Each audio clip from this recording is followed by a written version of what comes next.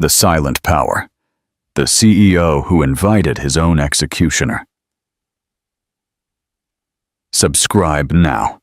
Witness how an arrogant man loses absolutely everything on the night of his absolute triumph by underestimating the woman he thought he had discarded. The price of pride.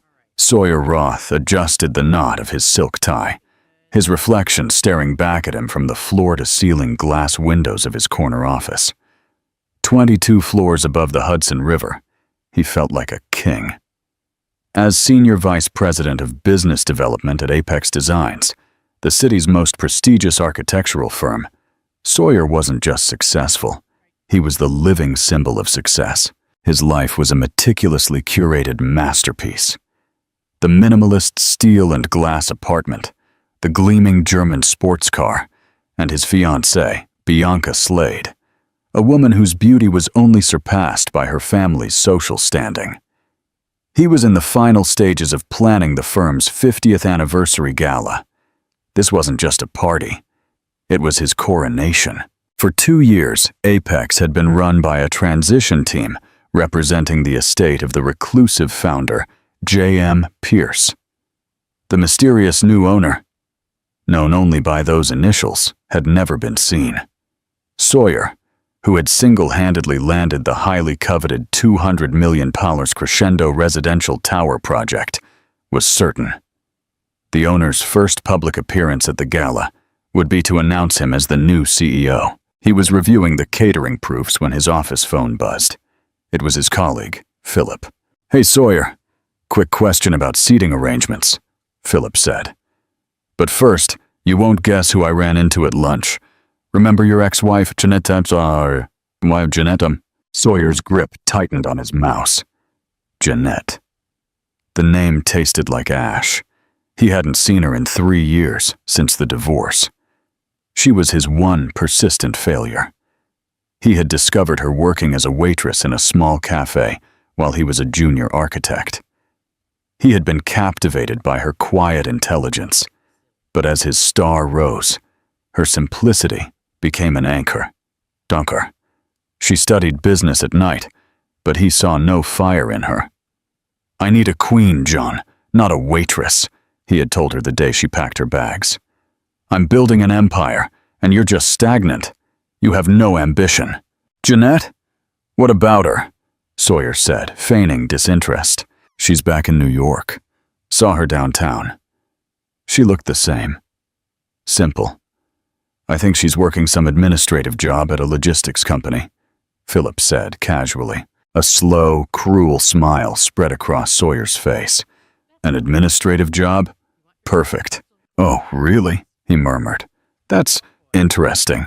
After he hung up, the seed of an idea began to sprout, nasty and thrilling. He could simply ignore her, or he could do a public service. He could show her, in one dazzling, overwhelming night, exactly what she had given up. He could show her the empire he had built, the queen he had found, and the pathetic small life she was destined for. This wasn't just about success. It was about proving he was right. What would you do in Sawyer's position? Would you turn your back or seek a confrontation? Leave your opinion in the comments. Is pride a motivating force or a deadly trap? He mentioned it to Bianca that very night in their penthouse. Bianca, filing her nails on a white suede chaise lounge, loved the idea. "Oh, honey, that's cruel. I love it," she purred, the diamonds on her engagement ring catching the light. "A little charity case for the gala. We can introduce her to the chairman of the board. It will be adorable watching her try to curtsy. It's an educational opportunity," Sawyer said, pouring 2 glasses of scotch. He found her email address through a mutual acquaintance. He spent 10 full minutes crafting the message, his fingers flying across the keyboard, his heart pounding with petulant, vengeful excitement. Subject: An opportunity for you, Jeanette. I heard from Philip that you've returned to New York. I trust you are finding your footing. As you may or may not know, I am hosting Apex Designs' 50th anniversary gala at the Plaza Hotel. It's quite an exclusive event, but for old time's sake, I have managed to secure an invitation for you and a guest, despite the tight list. I think it would be enlightening for you to see how the other half lives. It might provide some much-needed perspective, or at least a good meal. Please let my assistant know if you can attend. I'm sure you don't have many evening gowns hanging in your closet, so don't feel pressured to buy anything new. Just try to look presentable. All the best. Sawyer Roth, SVP. Apex Designs. He hit send, imagining her face. The embarrassment, the humiliation, the bitter realization of her mistake. 20 miles away, in a sleek, soundproof office overlooking Central Park, a notification chimed. Jeanette M. Pierce looked up from a complex financial projection. Her office was the opposite of Sawyer's. Warm woods, soft lighting, walls lined with books, not trophies. She read the email once, twice. A small, cold smile touched her lips. She thought of the empire she had not only inherited, but had spent 2 years secretly rebuilding. She thought of the audits, the restructuring, and the stack of files on her desk, one of which bore Sawyer's name, marked in red. Her executive assistant, a sharp, older man named Martin, walked in with a stack of letters. "More confirmations for the gala, Ms. Pierce," he said, "and the final draft of your speech." "Thank you, Martin," she said, not looking up from her screen. "And Martin, I will need that +1 invitation." "For your mother?" She clicked reply. "Sawyer is overdue for his performance review. I think a black tie environment is perfectly appropriate." She typed one word and hit send, delighted. What do you think Jeanette felt reading that email? Rage, sadness, or something else? Share your thoughts. Is revenge a dish best served cold or hot? Chapter 2. The Silent Architect. The divorce had been brutal, not in its legality, but in its emotional violence. Sawyer had not just left. He had dissected her, piece by piece, until she felt worthless. No ambition was his kindest critique. Provincial, fearful, and permanently insignificant were his favorites. He told her he was destined for greatness, and she was the dead weight he was shedding. She had signed the papers in a daze, crushed by the man she had supported, loved, and helped earn his final certifications while she worked double shifts at the cafe and attended night school. She cried for a week. Then she got angry. Then she got focused. 2 months after the divorce was final, the call came. Jeanette's maternal grandfather, J.M. Pierce, had passed away. She barely knew the man. He was a reclusive, almost mythical figure from whom her mother had been estranged. Jeanette had met him once, at her mother's funeral. He was a quiet, imposing man who had looked at her with a penetrating, analytical gaze. She was summoned to a law firm in Midtown. The lawyer, Mr. Quentin Dickelman, who she would later learn was the chairman of the board, explained the situation with disbelief. J.M. Pierce, a man who had built a multi-billion-dollar holding company, had left everything to her. Not his distant children, not a charity, but his only granddaughter. The holding, Pierce Equities, owned dozens of properties, several tech startups, and one pet project he had founded in his youth. Apex Designs. Jeanette was stunned. At 28, she had just inherited an empire. But the inheritance came with a warning, a handwritten letter from the old man himself. "Jeanette, your mother was soft. I was hard. You, I see, are steel. But steel needs to be forged. The companies are yours, but they are full of vipers. Apex, my first love, is the worst of them. They are arrogant and fat. Do not let them see you. Do not let them know you. They will devour you alive. Be a ghost. Watch. Learn. And when you are ready, strike. Trust Martin. He served me. He will serve you." She followed his advice. For the first 6 months, she did nothing but listen. Martin, her grandfather's lifelong confidant, and now her executive assistant, became her guide. He was the only person in the world who knew her identity. To the Apex board, the new owner was J.M.P. Pierce, a faceless entity communicating through the estate's lawyers. Jeanette, meanwhile, took an administrative job at one of her own logistics firms, using her mother's maiden name. She sat in a cubicle. She listened to the break room gossip. She learned the business from the ground up, just as her grandfather had. After a year, she began managing from the shadows. She moved into her true office, a private floor in a Price Equities-owned building under a shell corporation. She, as J.M.P. Pierce, began issuing directives, demanding audits, cutting bloat, restructuring departments, and she watched Sawyer Roth. She watched him ascend, promoted by the very vipers her grandfather had warned her about. He was all shine. His projects looked incredible on paper, but the audits she requested showed a different story. Razor-thin margins, dissatisfied clients, and the $200 million Crescendo Tower contract, which, to put it mildly, was built on a foundation of lies. Sawyer promised features the firm couldn't deliver on a timeline it couldn't meet. The client, a massive private equity group, was getting nervous. Jeanette had been preparing to step in for months. The 50th anniversary gala was her idea. She was going to make her introduction. The ghost was finally going to appear, clean house, and set the new standard for her company. Sawyer's invitation wasn't just an insult. It was a cosmic joke. He was a condemned man, blissfully unaware, inviting the executioner to the gallows and offering her a drink. "Are you absolutely sure you want to proceed this way, Miss Pierce?" Martin asked, adjusting his glasses. He was fiercely loyal and protective. This is a circus. He's a buffoon. You don't need to submit to this." Jeanette looked back at the invitation. Presentable?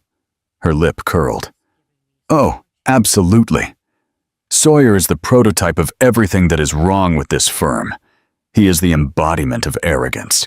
The board needs to see what happens when that arrogance is given a platform. He thinks he's the star of the show. He's only the before photo." She stood and walked to the window, looking out at the city. "He wants me to see his empire, Martin. He has no idea he's been living in mine." "What does presentable mean to you? Is it just about appearance, or is there something deeper? Tell us. Do you think true ambition is shown through ostentation or quiet, strategic work?" Chapter 3. The Unraveling. The week leading up to the gala was pure adrenaline for Sawyer. He was a whirlwind of activity, confirming vendors, barking orders at his assistants, and practicing his spontaneous acceptance speech for the CEO role. He was so sure of his ascent that he had already ordered a personalized plaque for his new office. "It's about presence, Bianca," he explained, pacing his apartment while she checked Instagram. "The Coleman Council. They respect strength. They saw how I managed the Crescendo deal. I willed it into existence." "Of course you did, darling," Bianca said, barely looking up. "Now, what dress? The red one or the redder one?" Bianca was as invested in this as he was. Her entire identity was a performance. She savored the thought of being a CEO's wife, but even more, she savored the drama of Jeanette's arrival. "Did she really say yes?"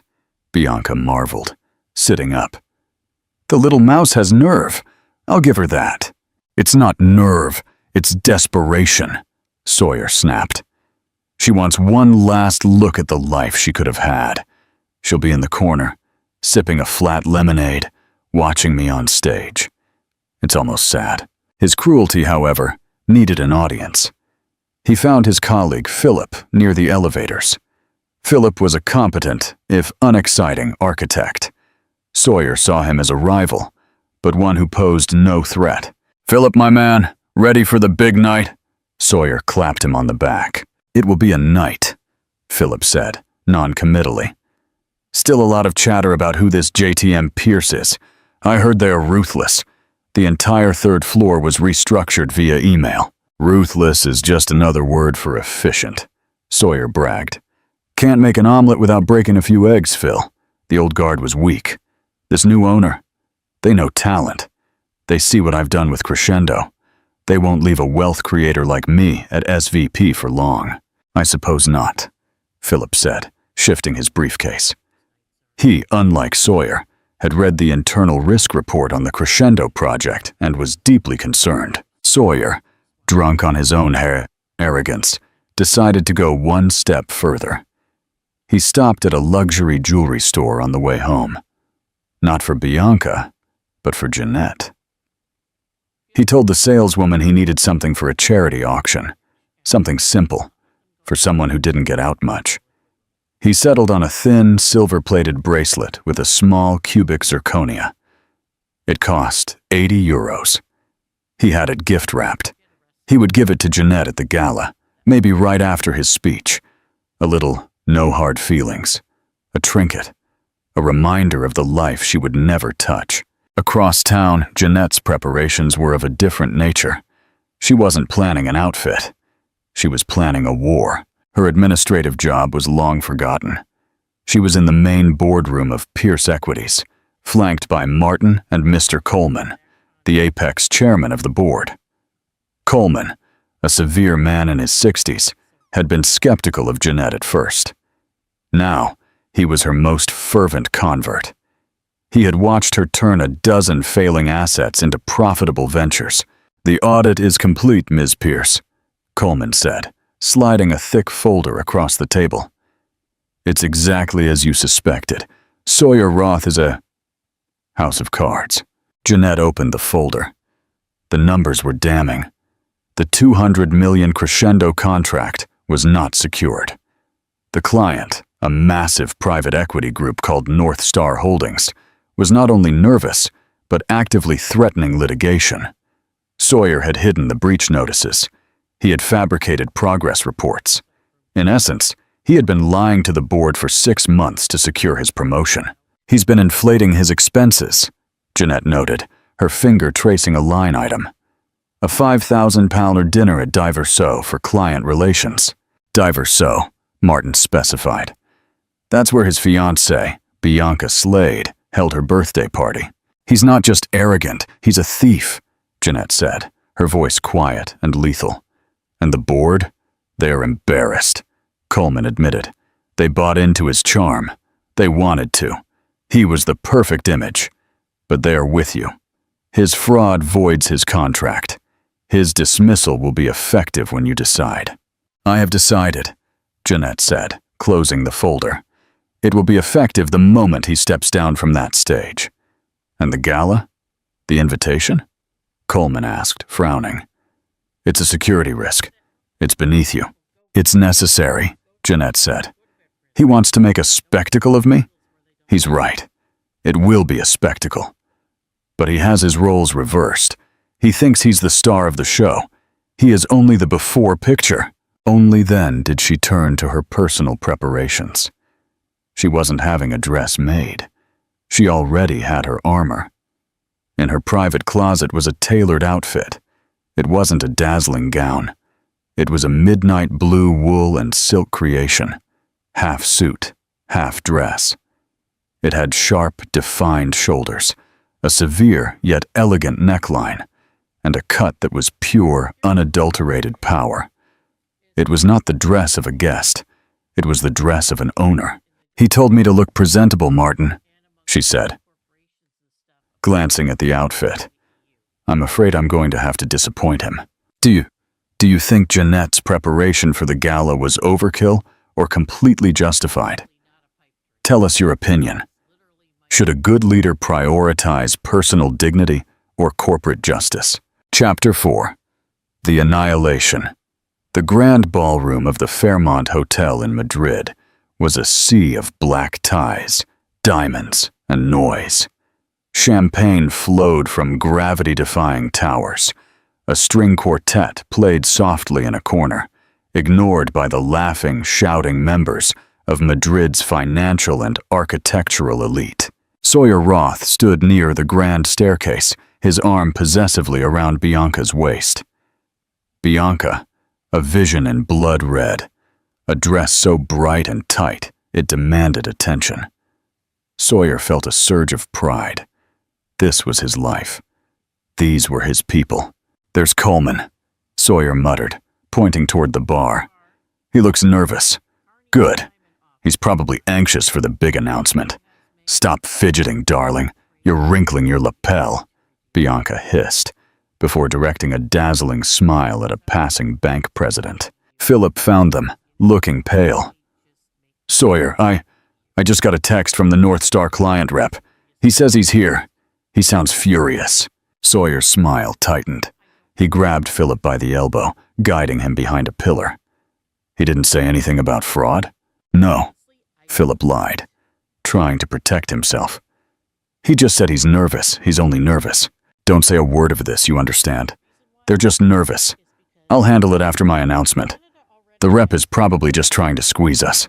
Don't ruin this, for me." Philip backed away, nodding silently.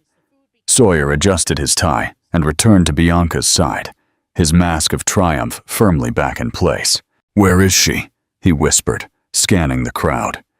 "It's 8:30. Maybe the little mouse lost her nerve, or couldn't get a cab." "She lost her nerve," Bianca cackled. And then he saw her. Jeanette was not announced. She did not arrive. She simply appeared. She had entered through a private entrance, bypassing the check-in line, and now stood by the main doors, speaking quietly with Mr. Coleman, the chairman of the board. Sawyer's first reaction was disappointment. He had braced himself for a pathetic sight. A cheap polyester dress, frizzy hair, a look of wide-eyed terror. Jeanette was none of those things. The midnight blue outfit she wore was confusing. It was not a gala gown. It was simple, austere, and so perfectly tailored it must have cost a fortune. Her hair was pulled back in a severe, elegant chignon. She wore no jewelry, save for a pair of simple diamond studs. She looked formidable. She was not gawking at the crowd in awe. She was scanning it. Her expression, analytical. And she was talking to Coleman, who listened to her with a look of intense, unfamiliar respect. "What? What is she doing talking to Coleman?" Sawyer stammered. "He probably pities her," Bianca scoffed, though a line of uncertainty had appeared on her forehead. "Look at that dress. It's a suit. She looks like she's here to do someone's tax returns." Sawyer, needing to reassert control, grabbed Bianca's hand and strode toward them. This wasn't supposed to happen this way. He needed to put her back in her box. "Jean!" he exclaimed, feigning delighted surprise. He physically wedged himself between her and Coleman. "You made it. And Mr. Coleman, you've met my ex-wife, Jeanette." Coleman looked at Sawyer as if he were something he had scraped off his shoe. "Mr. Roth," he said, his voice glacial. Jeanette, however, smiled. It was a small, polite smile that didn't reach her eyes. "Hello, Sawyer. Bianca. What a lovely dress." "Thank you," Bianca said, looking Jeanette up and down. "And yours? How resourceful. Did you make it yourself? It's very functional. Serves its purpose." "It does," Jeanette said calmly. "Well, I'm so glad you came," Sawyer continued, regaining his smugness. He was the VP. She was nobody. Coleman was just being polite. "I was worried you'd be intimidated. The ballroom is spectacular, isn't it? This whole event, you know? This was my vision." "It certainly is a vision," Jeanette said, her eyes sweeping the room. "You certainly spared no expense." "Exactly," Sawyer laughed. "Speaking of which," he pulled her aside, away from Coleman and Bianca. "Listen, Jean, I know this must be a lot for you. Seeing all this, seeing me, I just want you to know." He reached into his pocket and pulled out the small, wrapped box. "I bought you something. A small token, just to show there are no hard feelings about how things faded for you. He pressed the cheap box into her hand. Jeanette looked at the box. Then she looked at him. For a second, Sawyer felt a chill. Her gaze was not the desolate, submissive look he remembered. It was the look of a biologist studying an insect. "Sawyer," she said, her voice dangerously quiet. "You have no idea what you just did." Before he could respond, the ballroom lights dimmed. Mr. Coleman had left them and was walking toward the stage. A single spotlight followed him. "This is it," Sawyer whispered, puffing out his chest. He grabbed Bianca's hand. He completely forgot about Jeanette, who simply let the cheap bracelet drop from her hand, vanishing beneath a curtain. "Ladies and gentlemen, please let me have your attention," Mr. Coleman's voice boomed. Sawyer straightened his tie. He was ready for his new life. He gave Bianca's hand one final, triumphant squeeze. "This evening," Coleman continued, his voice resonating in the hushed ballroom, "is not just about honoring our past. It is about launching our future.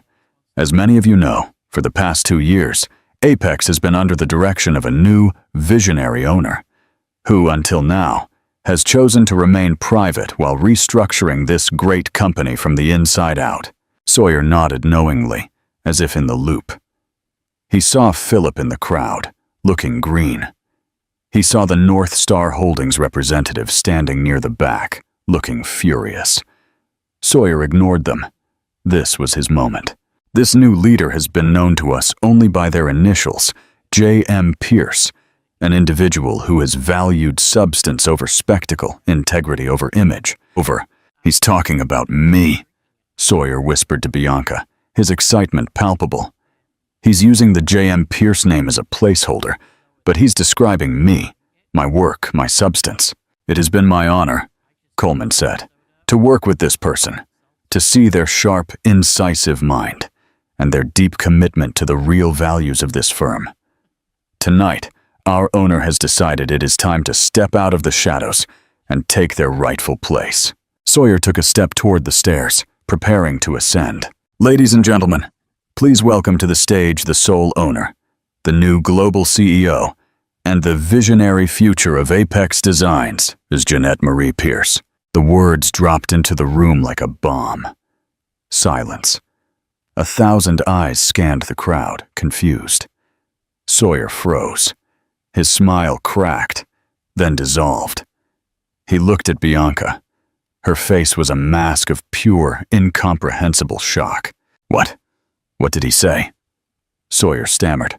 "What name was that?" A single, brilliant white spotlight shot out from the back of the room, cutting through the darkness. It did not land on the stairs. It landed directly on the woman Sawyer had just tried to give an 80,000 bracelet to. Jeanette. She stood perfectly still as the giant screens on either side of the stage, which had shown the Apex 50 logo, sprang to life. They now displayed a powerful professional photograph of her. Beneath it, in bold white letters, were the words, "Jeanette M. Pierce, CEO and owner, Apex Designs." Sawyer stopped breathing. The blood didn't just drain from his face. It felt as if it had been violently sucked out of his entire body. He looked at her. Her quiet, cold gaze met his across the small distance. "J.M. Pierce," Bianca whispered, her voice a choked gasp. Her perfectly manicured fingers dug into his arm, her nails breaking his skin. "Jeanette Marie Pierce." Sawyer couldn't speak. He just emitted a small, dry sound. Bianca tore her eyes away from the jumbotron and looked at him. Her face wasn't confused. It wasn't shocked. It was a mask of pure, unadulterated fury. Not at Jeanette. At him. "You!" she hissed, her voice trembling with a venom he had never heard. "You invited your boss, the owner of the entire firm, to her own party, to pity her. You are an utter and complete fool." She ripped her arm free from Sawyer's grasp with a violent motion. "You are nothing." She left him completely alone, a trembling target in the residual glare of the spotlight. City's break.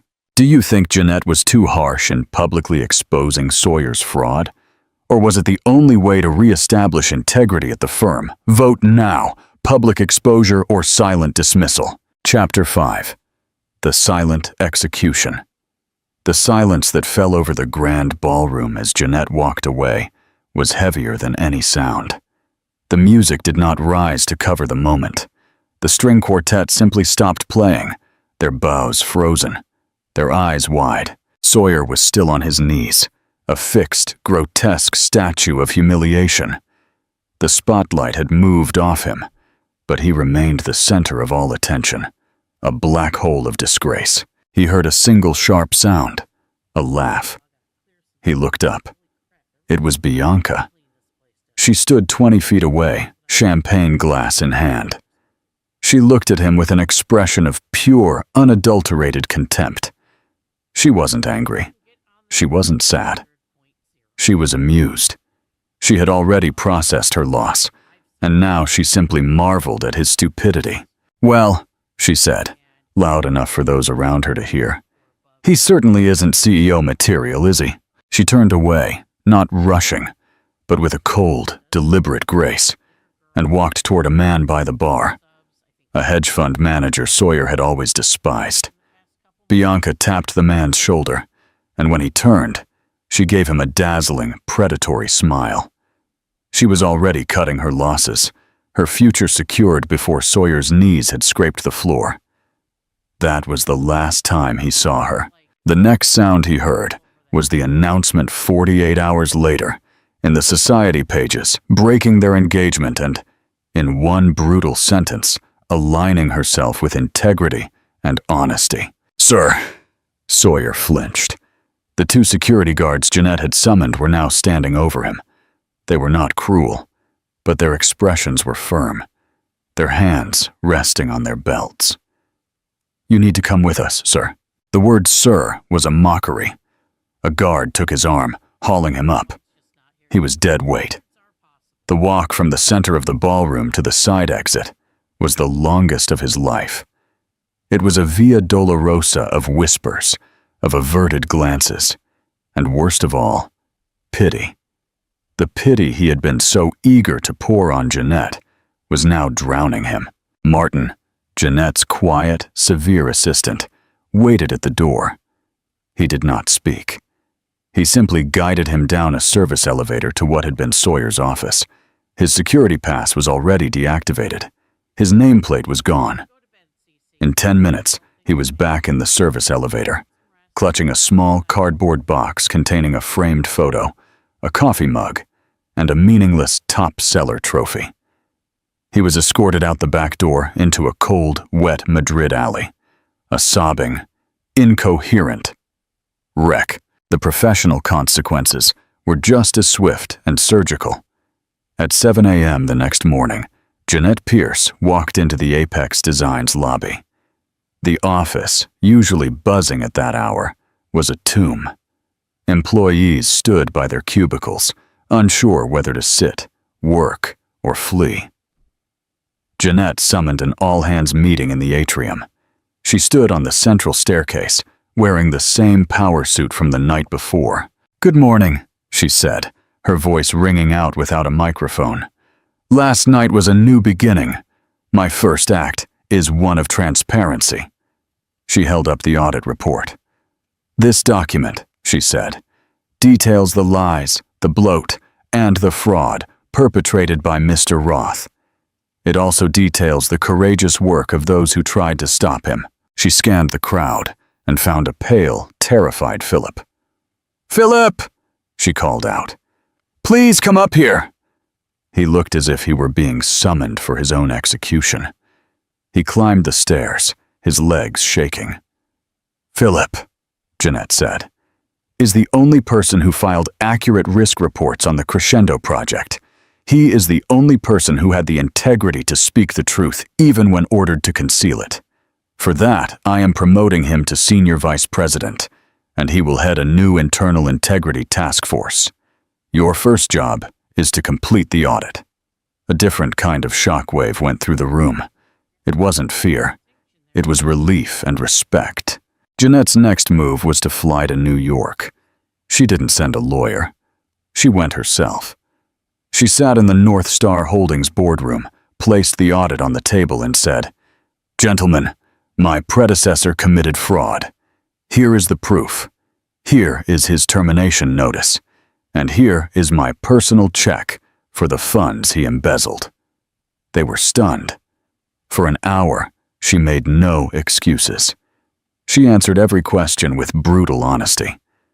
At the end of the meeting, the North Star CEO, who had been ready to sue the company into bankruptcy, tore up the lawsuit. "Ms. Pierce," he said, "I've been in this business for 40 years. You are the first person from Apex I trust. Forget the old project. Let's talk about a new one." 3 months later, they signed a new, much larger contract. It was the beginning of her legend. Meanwhile, Sawyer was learning the true meaning of the word consequences. He was unemployable. The word Roth became a verb in Madrid finance. Don't pull a Roth. He lost the penthouse.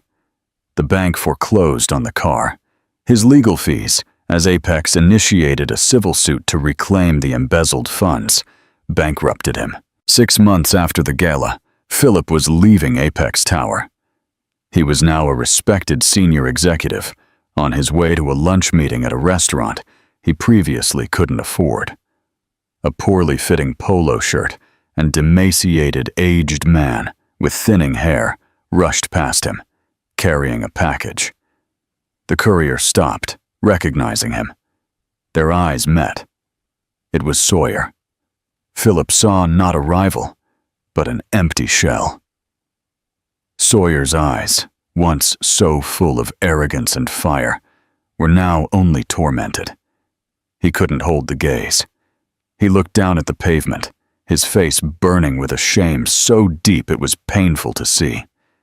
He grabbed his package and scuttled away, disappearing into the lunchtime crowd. Jeanette Pierce, on the other hand, thrived. She rebuilt Apex from the ground up, not with shine, but with steel. She was featured on the cover of Expansion magazine for the fastest corporate turnaround of the decade. She was tough, she was fair, and she was brilliant. She never saw Sawyer again. She never had to. She had already given him his life sentence. He had not only lost his job or his fiancée, he had lost his past, his present, and his future. All in one night. He was forced to live each day with the agonizing, all-consuming regret that the woman he discarded for being too small was, in fact, the greatest person he had ever known. He wasn't a fool because he left her. He was a fool because he thought she was worthless. But she was never insignificant. He simply failed to recognize value. And so, Sawyer's world collapsed, not from a single error, but from a profound, deep-seated arrogance. He tried to humiliate the one person who held his entire life in her hands, and his regret is a prison of his own making. Jeanette proved that true power is not about the noise you make or the spotlight you crave. It is about the quiet integrity you forge when no one is watching. This story of the Great Madrid downfall leaves us with a profound lesson. A person's worth is not defined by the title they hold, but by the character they forge in silence. What did you think of Sawyer's karmic downfall? Do you think it was justified? What would you have done if you were in Jeanette's shoes? Avenge the pain, or simply ignore it? Share your thoughts in the comments section below. If this story of ambition, vengeance, and justice impacted you, like and share it, so more people can discover the power of the ghost who became CEO. Welcome back. If you think Jeanette has earned her peace, hit that like button. This is the final chapter of her story, where a figure from her discarded life attempts a desperate return. The first anniversary, unassailable. 1 year had passed since the infamous Beaumont Gala and the collapse of the fraudulent Sterling Group. Jeanette Pierce was no longer just the CEO of Apex Designs. She was a legend. She had stabilized the firm, launched VantSynth 2.0 globally, and successfully overseen the new North Star project, cementing her reputation as the shrewdest leader in the industry. Her personal life, once marked by quiet suffering, was now fiercely protected and beautifully organized. She owned a renovated townhouse in Chelsea, spent weekends painting, a hobby she had quietly resumed, and regularly consulted for the New York Public Library, the same place where she had spent her quiet, invisible years. She was hosting a small, private celebratory dinner at her Chelsea townhouse, a quiet gathering for her inner circle. Mr. Coleman, Philip, now her loyal COO, and her trusted assistant, Martin. The conversation was about the firm's successful integration of the new technology. "You saved us, Jeanette," Mr. Coleman said, raising his glass. "You took a firm that was rotting from the arrogance of the few and rebuilt it with integrity. To the Queen of Apex." Jeanette smiled, raising her glass of non-alcoholic sparkling cider. "To integrity, gentlemen. It's a better long-term investment than hubris." As they were enjoying dessert, Martin's phone discreetly buzzed. He glanced at it, his granite-like expression briefly flickering with distaste. He immediately stepped out to take the call. When he returned, his posture was rigid, and his voice was low, strained. "Ms. Pierce, I apologize for the interruption. I just took a call from security at the building. A man attempted to deliver a package to your office. When we intercepted him, he insisted the package was personal and contained vital, non-business information for you." Jeanette looked at him, her eyes calm. "Who was it, Martin?" Martin hesitated, taking a deep breath. "It was Robert Sterling, Mr. Roth's former lawyer. He was dismissed from his firm after the civil suit." Jeanette's face remained utterly impassive. She hadn't spoken Robert's name in a year. The man was a ghost, a legal footnote. "Did he leave the package?" "No. He insisted on giving it only to you. He is currently waiting in a cafe 2 blocks from your house, pleading for 5 minutes of your time. He says he has information about Sawyer that he claims is critical to your safety and the firm's reputation." A shiver of genuine coldness ran through the room. They had assumed Sawyer was completely neutralized. "Safety?" Philip asked, his eyes wide. "After what we put him through, he wouldn't dare." "Sawyer is bankrupt but desperate," Jeanette noted, her voice analytical. "Desperation makes people stupid, not quiet." "Martin, thank you. Please send 2 members of our security team to ensure Mr. Sterling is monitored, but tell them to wait. I will handle this." The ghost of the past. An hour later, Jeanette walked into the quiet, upscale cafe. It was dimly lit, smelling of aged leather and espresso. She spotted Robert Sterling immediately. He looked older, tired, wearing a cheap, ill-fitting suit, a far cry from the arrogance he wore at the gala. He looked up as she approached, and his face lit up with a mixture of relief and fear. He immediately stood, knocking his ceramic mug. "Jeanette, thank God, thank you for coming, I knew you would." Jeanette did not sit. She stood across the table, maintaining a barrier of space and cold dignity. "I am here for 5 minutes, Robert, and only because Martin used the word safety. You are lucky you didn't approach the building." Robert swallowed hard. No, of course. I respect your boundaries, Jeanette. I know I lost everything, but this is important. It's about Sawyer." He looked around nervously before dropping his voice to a whisper. "He's completely gone. He's been living out of his car. But he hasn't been quiet. He has a package, a physical ledger. It details every illegal financial maneuver he made over the last 2 years. Undeclared bank accounts, private offshore deals, names of partners he blackmailed." "We already have that information, Robert. It's in the audit," Jeanette said, glancing at her watch. "No, you don't. This ledger, the Red Book, it includes the names of 2 board members who were covering for him before your grandfather passed. They are still sitting on the board. They are still protecting him. And Sawyer is planning to leak the Red Book to a tabloid next week. He wants one final, public scandal to destroy Apex and bring you down with him. Jeanette processed the information instantly. 2 current board members. That was a genuine threat. It wasn't about money. It was about the integrity of the foundation her grandfather trusted her to protect. "Why are you telling me this, Robert?" Jeanette asked, her voice sharp. Robert leaned forwards, his eyes desperately pleading. "I am telling you this because I was complicit in some of the early cover-ups. I was scared of Sawyer. I lost my job, my license, everything. But I deserve to go down with some semblance of honor. I don't want to be dragged into a federal investigation over this. I am asking you to handle Sawyer quietly.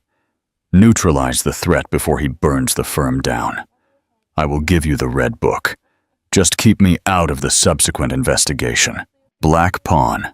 The final transaction. Jeanette looked at the broken man before her. He wasn't malicious. He was just weak, motivated by self-preservation. She compared him to Sawyer. Sawyer acted out of malice. Robert acted out of cowardice. "Where is the Red Book, Robert?" "It's in a safety deposit box. I'll give you the key and the code. But you have to promise." "I don't make promises, Robert. I make deals," Jeanette corrected him. "If the Red Book proves to be accurate, I will ensure that your name is referenced only as a cooperating witness who came forward out of a sense of fiduciary duty. Your name will not be linked to the criminal charges." Robert's shoulders slumped in relief. "That's all I ask. That's all I ever wanted." The transaction was swift. Robert handed her a small, heavy key and a coded card. Jeanette took them without flinching. She stood up, ready to leave. "Jeanette," Robert said, his voice barely a whisper. "Why? Why are you this way? You could have been soft. You could have been happy." Jeanette paused by the door, looking back at him. She smiled slightly, the same cold, analytical smile she had worn at the gala. "I am happy, Robert. True happiness is realizing that the only person you need to control is yourself. And I control my own destiny now. You should try it." She left the cafe. Outside, Philip and the security team were waiting. "Martin," she instructed into the earpiece, "initiate the Gold Task Force. We have 2 rogue board members and a potential leak. This needs to be handled immediately and silently. We are going to conduct a surgical removal of the cancer." Conclusion. The unstoppable legacy. The resolution of the Red Book crisis was handled with Jeanette's characteristic precision. No public scandal, just quiet, surgical efficiency. Within 2 weeks, the 2 implicated board members were forced to retire due to undisclosed health issues, and the Red Book was secured and used only as internal leverage. As for Sawyer, Martin ensured that he received an anonymous wire transfer, exactly the amount needed to cover his bus fare out of the state, with a note, "Debt settled. Do not return." His ultimate punishment was not prison, but irrelevance. He was erased from the high-stakes world he had worshipped. Jeanette Pierce proved once again that her power was not based on luck or a temporary market spike, but on unshakable integrity and the preparedness to act. She had successfully defended her grandfather's legacy from external malice and internal rot, proving that true leadership is about protecting the foundation, not just taking the credit. Final thought. Jeanette's initial pain was the price of admission to her true power. She turned her humiliation into a shield and her silence into a weapon. She is the definitive example that you don't rise by tearing others down. You rise by becoming unassailable yourself. Was Robert Sterling redeemed by giving Jeanette the ledger, or was his act purely selfish? Let us know your thoughts on his final transaction. Don't forget to like and subscribe.